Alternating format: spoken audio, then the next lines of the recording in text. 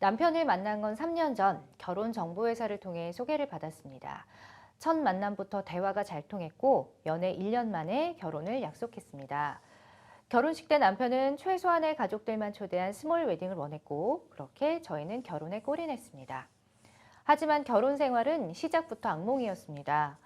남편은 저에게 폭언을 퍼붓고 의심도 많아졌습니다. 모든 일에 사사건건 간섭하고 저를 못마땅하게 여겼습니다. 결혼 전과 너무 다른 남편의 행동에 실망스러웠지만 맞춰가는 과정이라 생각하며 스스로를 달랬습니다. 그런데 얼마 전 남편의 책장에서 남편의 결혼 청첩장을 발견했습니다. 알고 보니 남편은 저를 만나기 전 2번이나 결혼을 했던 겁니다. 어떻게 된 일인지 따져 물었더니 2번 다 혼인신고를 하지 않았으니 아무 문제가 없다며 오히려 당당합니다. 저는 남편에 대한 믿음이 모두 무너져 더 이상 이 결혼 유지할 수가 없습니다. 남편을 상대로 이혼 소송이 가능할까요? 라고 질문을 주셨는데 아유 일단 정말 기가 막히셨을 것 네, 같습니다. 그러게요. 그죠? 자, 과거에 결혼을 1번 한 것도 열이 받는데 2번을 했다. 네. 이것도 사실 뭐 법적으로는 뭐 혼인신고를 안 해서 문제가 없는데 네. 말씀하신 것처럼 신뢰의 문제거든요. 그렇죠. 예, 네. 이거를 그 배우자의 귀책 사유로 좀 해서 이혼을 할 수가 있는 건지 궁금해요. 네, 일단 뭐 이혼은 물론이고 음. 그 우리 가사법상의 혼인 무효나 이제 혼인 취소 예. 이런 규정도 있기 때문에 제가 볼 어. 때는 이 정도면 혼인 취소도 가능한 사유가 아닌가 좀 그런 생각도 들어요. 그래서 그 혼인 취소가 되게 되면 어쨌든 이혼이라는 건 결혼이 성립했다는 걸 전제로 예. 이제 그걸 이제 미래에 향해서 해소하는 건데 네. 그것보다는 혼인 취소가 되면 어쨌든 결혼을 했다는 거 그거 자체가 이제 없었던 일이 되는 거기 때문에 이렇게 심각한 어떤 기망행위나 이런 네. 경우에는 이혼보다는 제가 볼 때는 혼인 무효나 혼인 취소 쪽을 검토하는 게 더 좋지 않을까 이제 그런 생각이 좀 드네요. 기한이 따로 있는 건 아니에요. 네, 결혼 그런 생활 네, 이런 거는 그런 건 상관없어요. 따로 없이 이제 어. 그 사유가 조금씩 다릅니다. 아. 네, 그러니까 혼인 무효 같은 경우에는 네.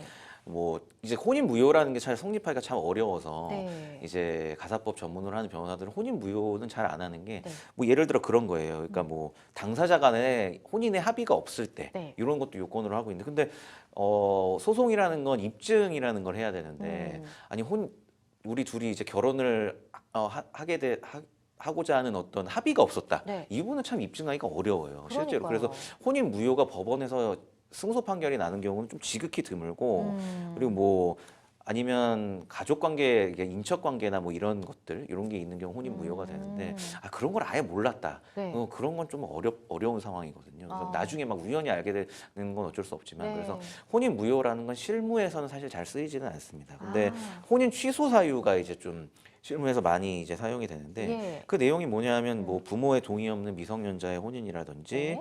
그다음에 뭐 혼인 무효 사유에 해당되는 경우를 네. 제외하고 뭐 가족 관계가 있었다든지 근데 여기서 제일 중요한 게 음.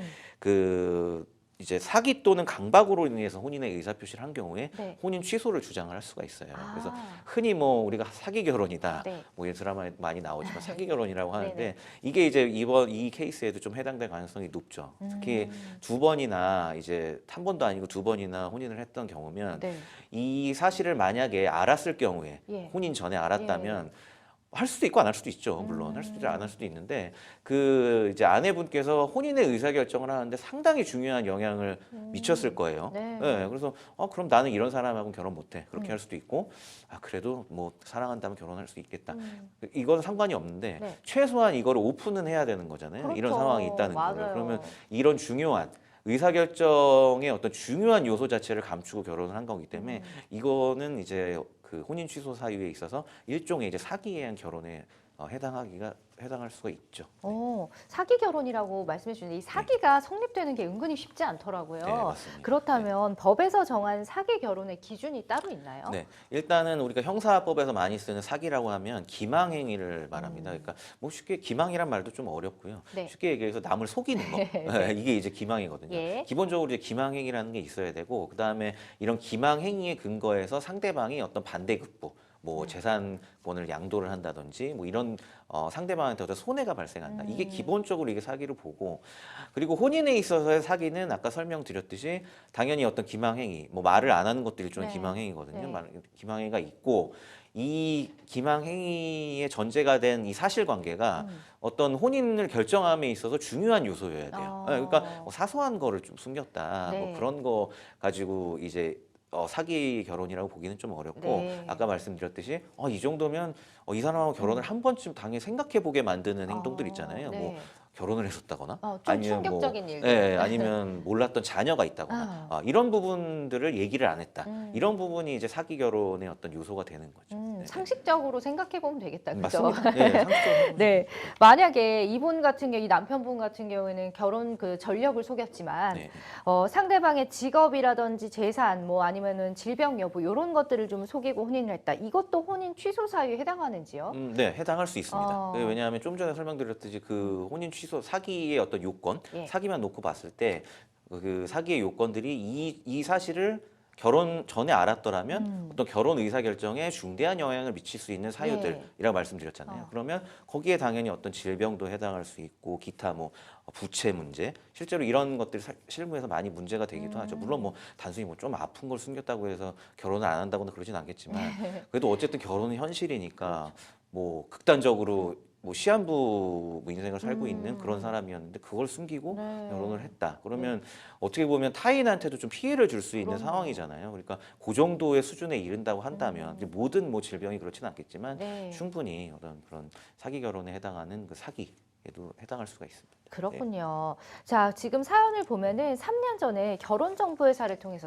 남편분을 소개를 받았다고 하는데 네네. 그럼 뭐 비용도 지불했을 것이고 당연히 검증이 됐다고 믿고서 혼인을 한 것도 있을 거예요. 네, 그렇죠. 자, 당시에 이 사실에 대해서 언급도 없이 남편을 소개시켜준 결혼정보회사에게도 책임을 물을 수 있는지 궁금합니다. 네, 어느 정도는 가능할 수가 있습니다. 네. 이게 이제 결혼하게 된 계기가 이제 결혼정보회사의 어떤 일종의 정보를 좀 얻고 결혼을 한 건데, 네. 근데 거기에서 이제 제대로 된 어떤 이 사람에 대한 정보를 주지 않고 그래서 결혼을 하게 된 부분이 있잖아요. 그러면 혼인 취소가 되면 그 어떤 누군가에게 잘못이 있잖아요. 네. 이분은 얘기를 안 한 잘못이 있을 것이고 결혼정보회사는 이런 정보를 제대로 알려주거나 파악하지 못했던 잘못이 있을 것이고 또 양쪽 다 일정 부분 잘못이 있기 때문에 그거에 대해서 어떤 손해배상을 받을 수가 있는 거고 네. 법적으로는 뭐 일종의 뭐 공동의 불법 행위로도 볼 수가 있는 거니까 양쪽 다 해서 뭐 과실이나 고의가 있다면 충분히 손해배상을 받을 수가 있습니다. 만약에 이혼을 하게 되면 우리 상담자분 위자료는 어느 정도 받을 수 있을까요? 네, 당연히 이혼 사유에도 당연히 해당하는 예. 거고요. 아까 우리가 저 혼인 취소만 얘기했지만 네. 그 이제 도저히 결혼 상태를 도저히 유지할 수 없는 경우에 없는 사유가 있는 경우 충분히 이혼할 수가 있고요. 이런 경우에는 당연히 정신적으로 크게 충격을 받은 상황이니까 위자료 사유는 충분합니다. 네. 근데 뭐 일괄적으로 이제 얼마다 뭐 이렇게 말씀드리긴 좀 어렵고 통상적으로 어떤 기준을 설명드리면 어떤 외도 같은 거는 기준으로 봤을 때 그 외도 사실이 전부 인정되는 경우 이런 경우에 통상적으로 법원에서 한 3천만 원 정도의 위자료가 책정이 되거든요. 실무상은. 네, 네. 그렇기 때문에 뭐 이런 경우에도 제가 볼 때 이 정도면 거의 이제 외도가 들통난 상황하고 비슷한 정도 아닌가? 네. 그 정도 저의 개인적인 의견이지만 네. 일단 들기 때문에 그 정도 수준에서 생각하시면 될 것 같아요. 알겠습니다. 자, 이 밖에 또 우리 상담자를 위해서 추가로 조언해 주실 부분이 있을까요? 네, 결국에는 뭐 지금 뭐 법적인 부분들을 설명드렸지만 이제 어쨌든 부부간의 신뢰 문제가 제일 중요한 것 같아요. 이제 네. 너무 이것 때문에 많이 놀라셨을 것 같고 신뢰 관계에 금이 갔다고 생각을 할 수 있는데 과연 이 결혼을 뭐 유지를 할 것인지 혼인 취소든 이혼이든 이 결혼 관계 유지할 것인지 아니면 끝낼 것인지는 결국 두 분 사이의 어떤 신뢰 관계와 관련이 된 것 같아요. 네. 그래서 뭐 딱 법이 이렇다 그래서 뭐 이렇게 하면 된다 뭐 그것보다는 일단 좀 부부니까 어쨌든 좀 대화를 통해서 어떻게 해결해야 될지를 좀 잘 대화를 나눠보시면 좋을 것 같아요. 알겠습니다.